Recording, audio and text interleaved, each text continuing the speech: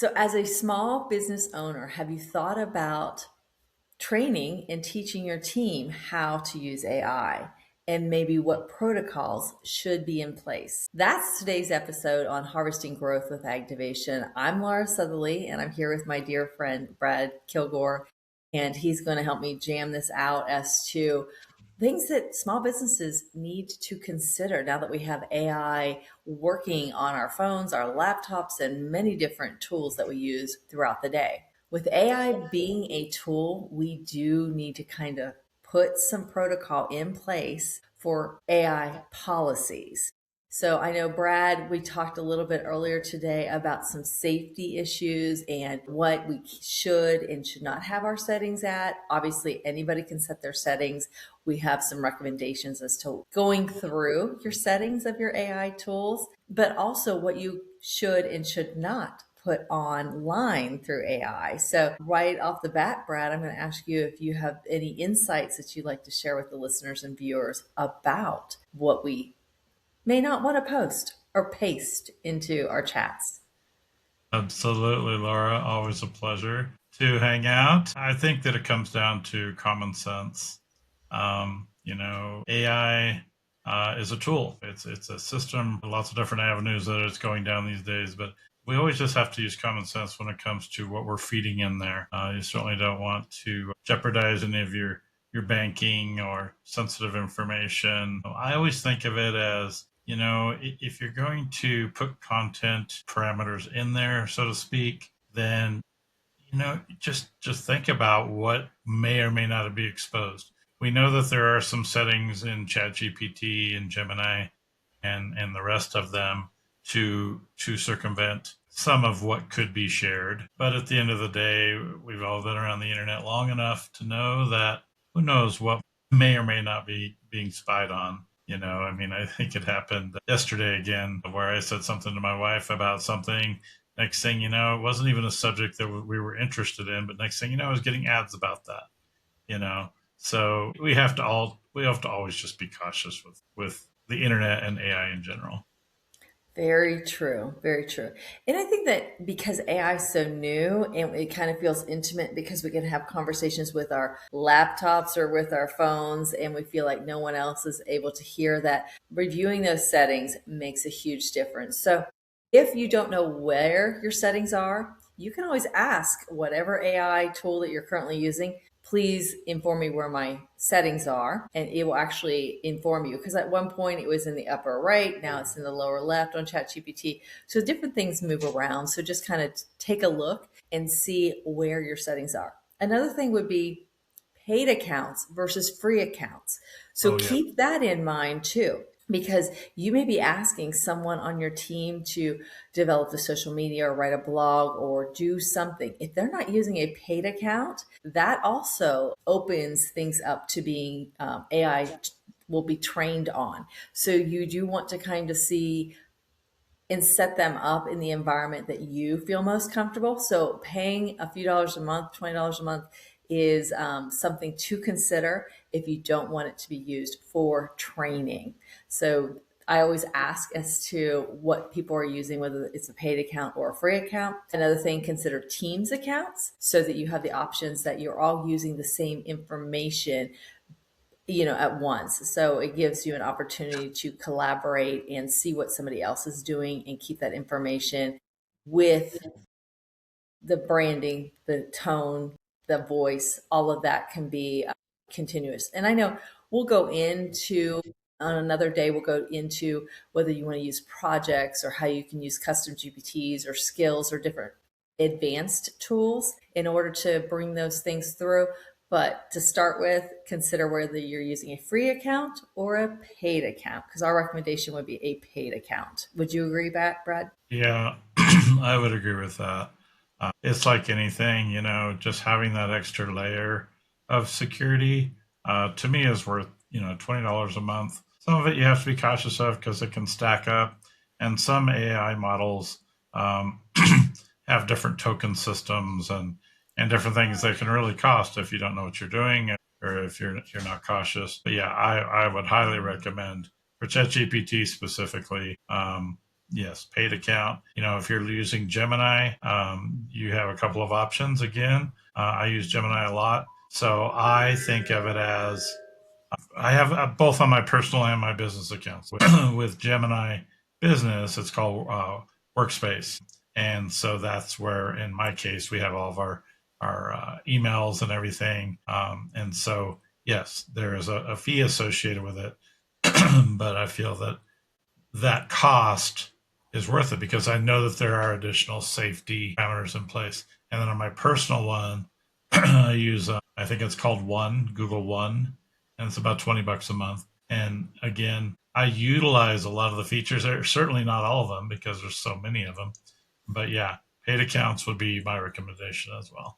Yes. And if you don't define how AI is going to be used in the business, most likely your team will. So you want to have those guardrails in place. And we're going to hit on just a little bit of training, what might be what we would recommend. And you could, you may have just a small team now, but now's the time to start putting this defined policy in place. So that way, as you scale, as you grow, as you add different team members, then it's already going to be in place and you'll know what has worked very well. But where's a good place to start? And I know we usually say marketing is a good place, communication, documentation, but those are great training grounds to get your team working with AI.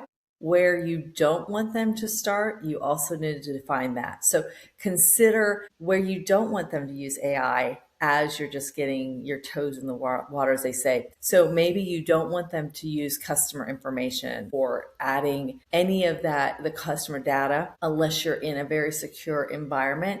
Because again, you don't want things to leak out. So know what's being uploaded and how it's being uploaded so that your team can follow in your footprints and footsteps and know why you're training on what to put online and what not to put online. Would you agree? Yeah, yeah, I would agree with that for sure. And it might be that when you start, you have like just a clear define saying here this quarter, because we work with quarters. We like to know what we're going to do every quarter. But you may say, as we're getting started, we don't want any customer data, no financials, no employee issues, and no final HR decisions. And so obviously no confidential information about the business, but this is all marked as private and not to be used with AI because you really do want to protect your information. You want to protect your reputation and you want to protect your client's data information. So the CRM and emails, one way to do it is we say you can sterilize some information, meaning that you can be very general. So if you are talking about a particular farm in your area for ag, particular soil, particular equipment, you don't have to be very specific and say the Smith farm on this road, et cetera, et cetera. You can make it what we say sterile, that has general terms so that you can get useful information, but it's not going to be all stamped as the Smith farm information. So I think that's a really good thought as to, yes, you'll be able to get some information, but you're not putting your client information out there until you have guardrails in place. So we mentioned it, I think every episode so far is keeping human in the loop, and very much so. It wasn't that long ago when AI wasn't here to assist us. So we know that you are the experts. You know what's going on with your growers, with your clients, with your customers. So AI is that tool helping you be more efficient and more effective, but you are the final say. So treat it as though it's that new employee or new intern. And even though it's bringing information back, make sure it understands the guardrails and your team understands that guardrails and they're bringing it to you for that final say. So I think that's always very helpful, don't you, Brad? Yes, I agree. I mean, that makes perfect sense. It is AI assist, but obviously humans make the final decision.